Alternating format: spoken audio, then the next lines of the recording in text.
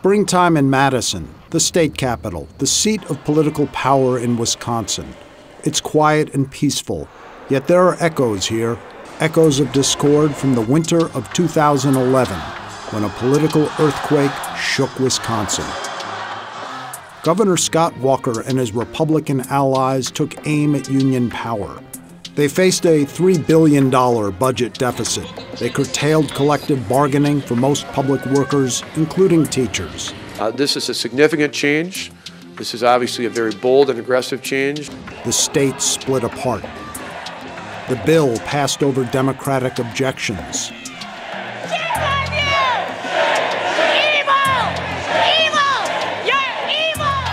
Republicans rallied around the governor. Are you fired up? Walker! Walker! Walker! Walker! Walker! Now we have reached the climax.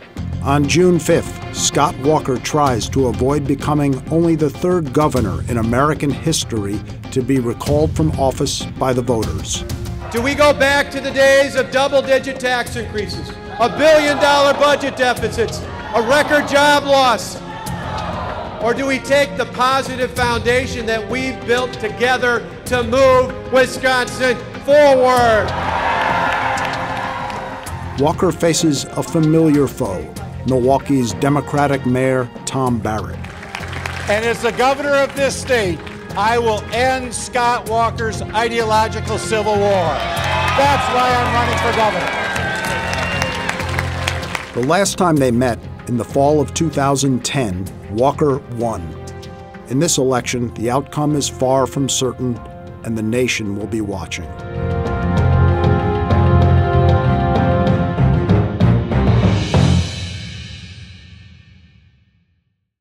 What's at stake in this governor's race? Oh, everything, everything. I think if they defeat Scott Walker, you will not see any governor throughout this country ever take a stance against the unions or a major reform that reforms the status quo. So I think it's huge. This is a microcosm of much larger forces. This is business and labor colliding. These are political parties colliding. These are grassroots armies colliding. People very angry, very passionate people choosing sides in a kind of red-blue struggle over the heart and soul of this state and the political path it's going to take in the next 5 or 10 years. The two candidates have different temperaments, styles, and ideologies. I call it the topsy-turvy world of state government here in Wisconsin. I'd like to get things back, the temperature down a little bit, and the Civil War. The main issue in this race is jobs, and the failure of this governor to focus on jobs by putting an ideological agenda ahead of what is clearly the #1 concern for the people of the state. A lot of people talk about jobs, but I think it's bigger than that. I think it's about both freedom and prosperity. The idea that what we did was making tough choices, thinking more about the next generation than just the next election. But there is another issue, just as critical. The state is divided. I am a teacher. What are you going to lose? Okay? Tell me what you're going to lose. What makes you think this is What are you going to lose? You just said you're going to lose everything. The state of the state is chaos and polarization. We have never had the state be so polarized. It's not a good situation that we're in. It's not the Wisconsin way, where we normally roll up our sleeves and work together across party lines and come up with a solution. We've rarely seen a governor who divides people so sharply along party lines. We've rarely seen voters in this state so angry, so divided, so active, and so involved. The country has never seen an explosion of recall elections like we've seen in Wisconsin. Even the political winners bear scars over what occurred last year after 14 Democratic senators fled to Illinois to block the collective bargaining measure. We're just trying to slow things down. The governor introduced this last Friday. It has tremendous changes in it that the people of the state of Wisconsin are just finding out about and obviously reacting to. I think even people that may be up in the air about whether or not they should vote for or against the measure, I think those people by and large expect their senators to show up. Show up, debate the bill, offer amendments, have a healthy debate, but you don't have that debate if you hang out down in Rockford or Dubuque. Protests wouldn't stop the Republicans from seeing through the reforms. State Senator Alberta Darling endured threats and survived a recall last summer. 2 of her Republican colleagues lost. People's goal was to intimidate us and to threaten us and to prevent us from making the decision we made. They just should have asked us how determined we were, because I turned it over to the big guy early on. I really was not scared for myself. I wasn't worried for myself. I was mad. I was mad that people were so bold to think that they could rough us up, intimidate us, threaten us. The candidates' careers are intertwined. Walker was Milwaukee County executive, while Barrett was the city's mayor. Both candidates promised to bring the state together. But just who are these men? All right, Pooch, that's enough. Why does that not surprise me? Walker is the son of a Baptist minister, an Eagle Scout, a politician who has been in the public eye since his early 20s. Ronald Reagan is his political hero. Walker says he does not like being cast as a divider. Oh, I hate that. I mean, anybody who's human has to. I mean, and in politics even more. I mean, you know, politics, we're judged all the time. Although in politics it's useful to keep a good perspective. I won with 52% of the vote the last time. That means 48% didn't vote for me. And so you got to be careful not to get too big of a complex in that regard, because you're always going to have, particularly in this state, statewide, those who are for and against. The passion is more intense now. And I think some of it, frankly, is misguided. Hi, how are you doing? Nice to see you. Nice to see you. Hope you don't mind. I just love coming here. You know I love. Barrett is a salesman's son, rooted in the Milwaukee neighborhood where he grew up.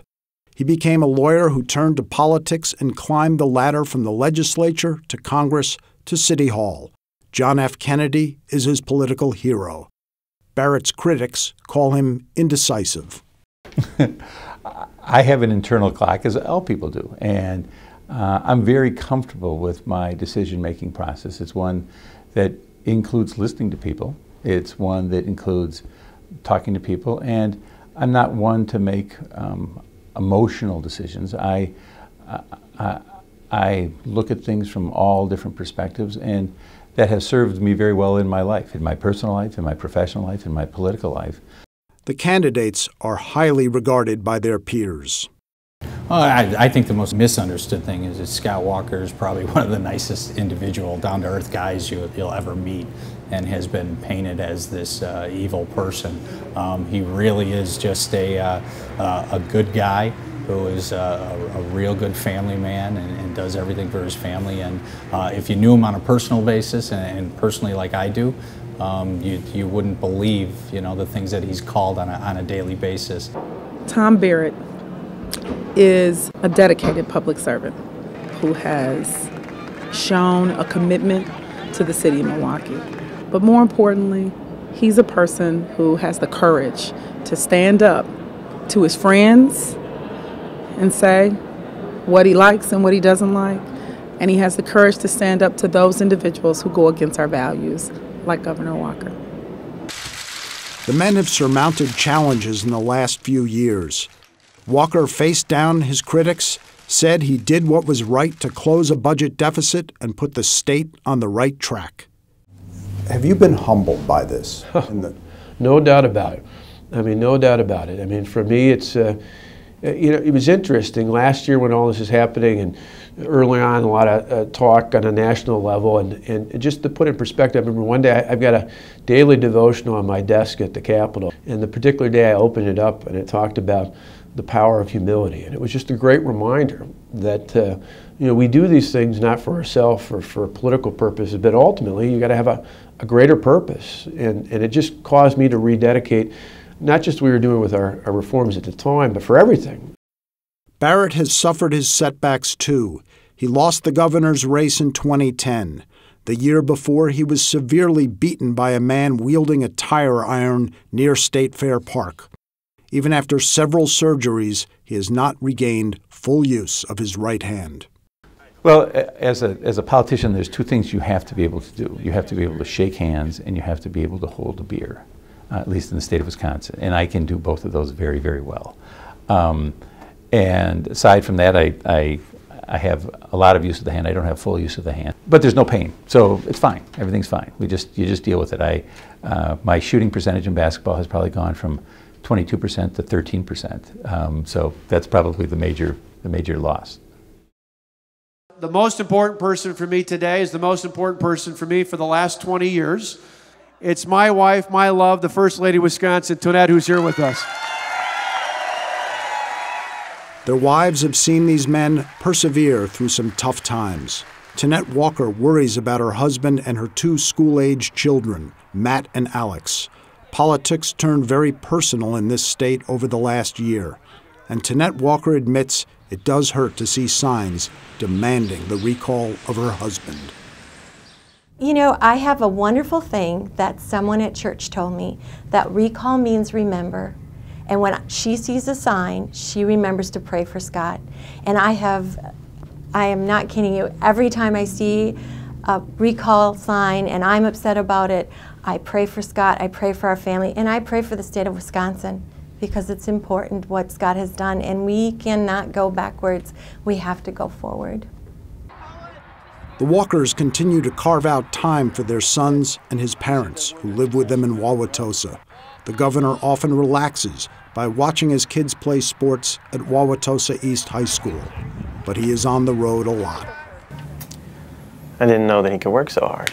I mean, he really does work a lot harder now. I mean, even in the last year, things haven't changed with him. The only thing that's changed is that he works harder now because he knows he's got more people to work for, the state rather than the counties.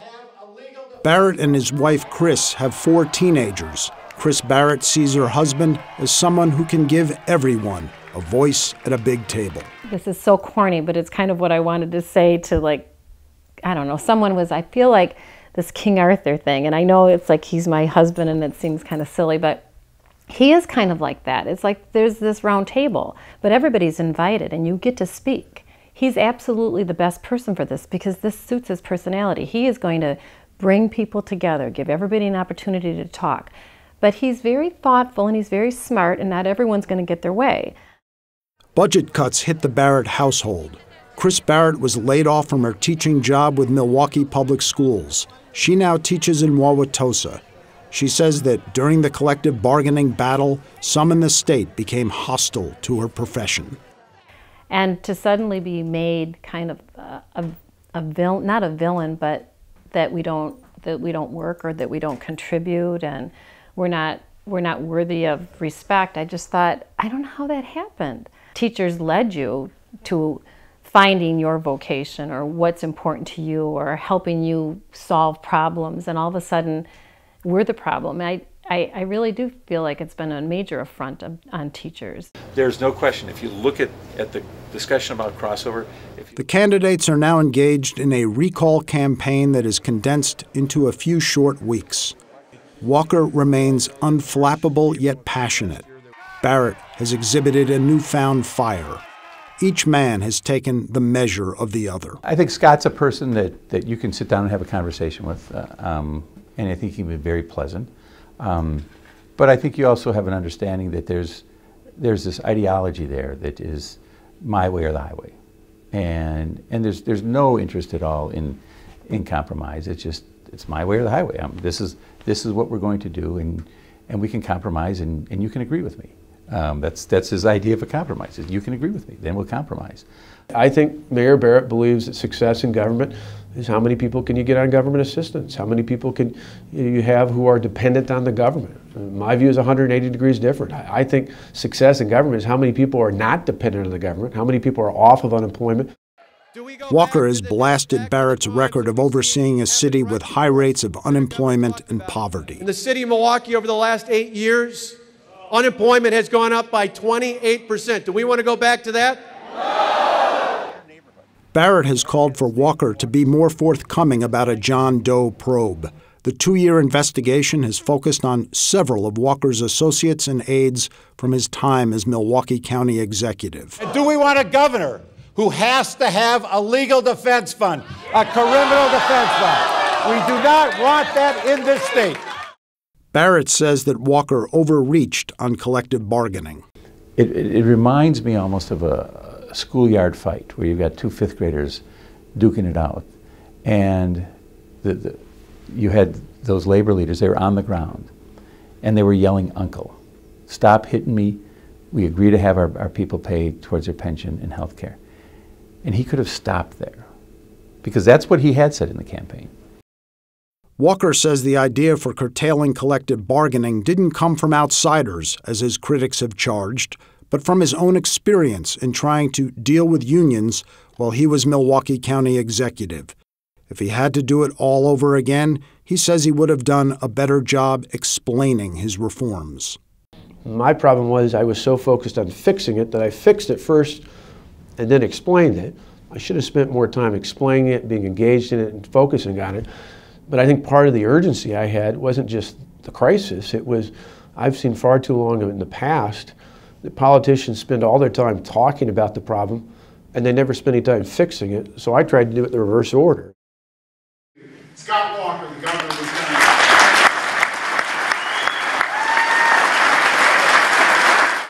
The fight with the unions made Walker an overnight national star of the conservative movement, a status he has used to raise more than $25 million for the recall fight.